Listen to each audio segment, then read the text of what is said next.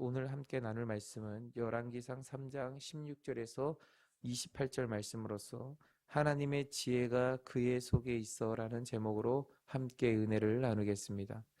우리가 읽은 오늘 본문은 이 솔로몬이 하나님께 구하여 얻은 지혜를 백성의 그러한 재판에 사용하는 그러한 장면입니다. 이 시대는 의학이 발달하지 않아서 유전자 검사를 통해 자녀를 식별할 수 있는 그러한 능력이 없었습니다. 그런데 두 여자가 아이를 데려와서 자신의 아이라고 주장하는 그러한 이제 이 고발건이 있었는데 그것을 판결하기란 정말 쉽지 않았습니다. 하지만 이 솔로몬은 하나님이 주신 그 지혜를 통해서 이 잔인하지만 칼로 아이를 나누어 주라는 그러한 판결을 내립니다. 하지만 이 판결은 이 모성애를 통해 진짜 아이의 엄마를 찾게 하는 그러한 판결이었습니다. 우리도 이 본문의 말씀을 통해서 우리도 가지고 있는 그러한 지혜가 있지만 무엇보다도 하나님이 주신 그러한 지혜를 통해서 우리가 세상을 지혜롭고 또한 능력 있게 살아갈 수 있는 우리 모두가 되어지기를 원합니다. 우리 첫 번째로 살펴볼 것은 16절에서 22절 말씀인데요. 죽은 아들과 산 아들을 가지고 논쟁하는 두 여자의 그러한 재판에 대해서 우리가 보게 됩니다. 솔로몬은 이 왕으로서 많은 재판을 하였습니다. 그때 창기인 두 여자가 죽은 아들과 산 아들을 가지고 다투면서 논쟁하는 일을 재판해 달라는 청원이 들어왔습니다. 그래서 솔로몬은 그 청원을 받아서 16절 말씀과 같이 창기 두 여자가 왕 앞에 섰습니다.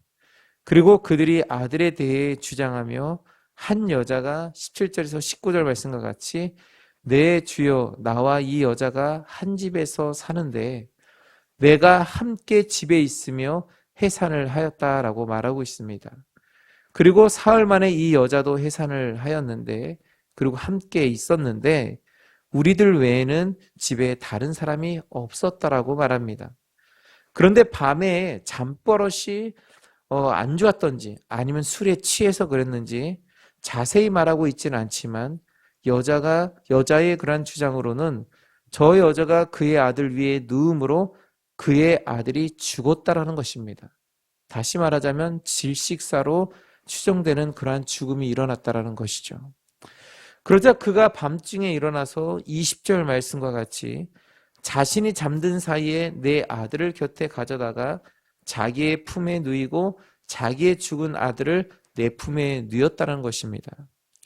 그런데 자신은 이 사실을 모른 채 21절 말씀과 같이 아침에 일어나서 이 아들을 젖먹이려고 보니까 죽어 있었다는 것입니다. 그래서 자세히 보니 자신이 낳은 그러한 아들이 아니었다라는 것이죠. 그러자 함께 있던 여자가 왕 앞에서 22절 말씀과 같이 산 것은 내 아들이요 죽은 것은 내 아들이라 라고 말하고 있습니다. 그러자 이 주장하던 여자가 아니 죽은 것이 내 아들이고 산 것이 내 아들이라 말하며 왕 앞에서 그와 같이 쟁론을 하였습니다. 이 사건은 분명 누군가는 거짓말을 하고 있다라는 것인데 아무도 본 사람이 없었기에 쉽게 재판하기가 어려웠습니다. 세상에는 이러한 사건 사고들이 많습니다. 그래서 우리는 하나님이 주신 그러한 지혜가 필요합니다. 그러므로 내게 주신 지혜를 통해 우리는 정의와 공의를 세워 온전한 하나님의 나라와 의를 이루며 하나님의 뜻을 이루는 자가 될 수 있도록 우리가 함께 기도하며 그 지혜로운 삶을 살아갈 수 있는 우리 모두가 되어지기를 원합니다. 두 번째로는 23절에서 26절 말씀인데요. 여기에 보면 아이를 칼로 나누라는 판결을 내린 솔로몬을 보게 됩니다. 왕은 이 두 여자의 주장을 듣자 23절 말씀과 같이 이 여자는 산 것은 내 아들이요 죽은 것은 내 아들이라 하며 저 여자는 죽은 것이 내 아들이요 산 것이 내 아들이라 하니 판결 내리기가 쉽지 않다라고 말하고 있습니다. 그래서 이 솔로몬이 결단을 하고 24절 말씀과 같이 칼을 가져오라 하여서 그 칼로 이 아이를 둘로 나누어 반은 이 여자에게 주고 반은 저 여자에게 주라라고 25절 말씀을 통해서 말하고 있습니다. 어떻게 보면 정말 지혜롭지 못한 잔인한 판결입니다. 하지만 솔로몬은 정말 지혜로운 그러한 판결을 내렸던 것입니다. 그 이유는 판결 후 여자들의 행동을 통해 우리가 알 수가 있는데 26절 말씀에 보니까 그 산 아들의 어머니 되는 여자가 그 아들을 위하여 마음이 불붙는 것 같아서 왕에게 청하여 내 주여 산 아이를 그에게 주시고 아무쪼록 죽이지 마옵소서라고 말합니다. 모성애가 드러나게 되어지는 거죠. 그 모성애가 일어남으로 인해서 그 아이의 어미가 누군지 알게 되었다는 것입니다. 그런데 이 어미가 아닌 그 한 여자는 이렇게 말하죠. 내 것도 되게 하지 말고 내 것도 되게 하지 말라라고 하면서 나누어 달라라고 말합니다. 우리는 이것만 보아도 누가 정말 어미인지 그 아이의 어미인지를 우리가 알 수 있게 되는 것이죠. 그래서 이 산 아이를 나누게 하는 그 여인을 보면은 그 마음은 시기와 질투와 열등감으로 가득 차 있는 것을 보게 됩니다. 그래서 자신의 잘못을 인정하기보다 남의 것을 빼앗거나 가지지 못하게 하려는 그러한 마음을 우리는 보게 됩니다. 바로 이것이 어둠의 권세들이 주는 그러한 마음입니다. 그리고 또한 우리를 미혹에 빠뜨려서 하나님과 멀어지게 하는 그러한 마음이죠. 그러므로 어떠한 상황 속에서도 우리가 타인을 시기하고 질투하며 열등감으로 바라보지 않는 그런 우리 성도들이 되어지기를 원합니다. 그래서 우리는 예수 그리스도의 그 사랑과 긍휼 그리고 그 자비와 인자함을 나타냄으로 인하여 우리가 함께 기뻐하고 즐거워하며 축복해 줄 수 있는 그러한 은혜의 그러한 마음을 가지고 우리가 또한 함께 나눌 수 있는 그런 우리 성도들이 되어지길 원합니다. 바로 이러한 마음을 위하여 우리 함께 기도하기를 원합니다. 이제 우리 마지막으로는 27절에서 28절 말씀인데요. 여기에 보면 하나님의 지혜로 판결하는 우리 솔로몬에 대해서 말씀하고 있습니다. 솔로몬 왕은 이 두 여자의 모습을 보고 27절 말씀과 같이 선고를 합니다. 산 아이를 저 여자에게 주고 결코 죽이지 말라. 저가 그의 어미니라 라고 말합니다.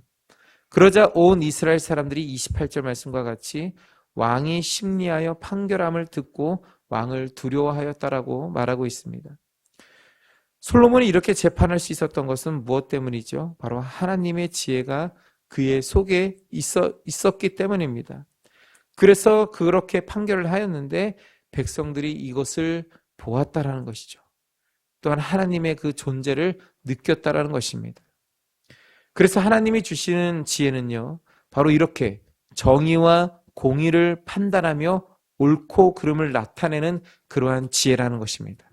그러니까 우리가 단순히 우리가 공부해서 또 내가 가지고 있는 그러한 지식을 통해서 나타나는 그러한 지혜가 아니라 하나님의 그러한 정의와 공의를 판단하고 또 그것이 옳고 그름을 나타내는 그러한 지혜가 바로 하나님이 주시는 그러한 지혜라는 사실을 우리가 기억하고 이러한 지혜를 통해서 하나님의 의와 뜻을 또한 하나님의 그런 역사를 이뤄가는 그런 우리 모두가 되어지기를 원합니다.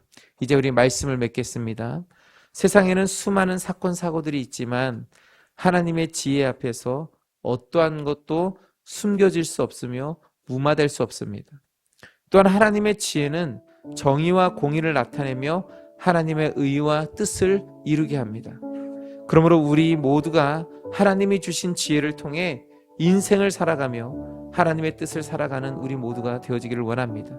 이러한 지혜의 삶을 살 수 있도록 주여 우리에게도 이러한 지혜를 주옵소서.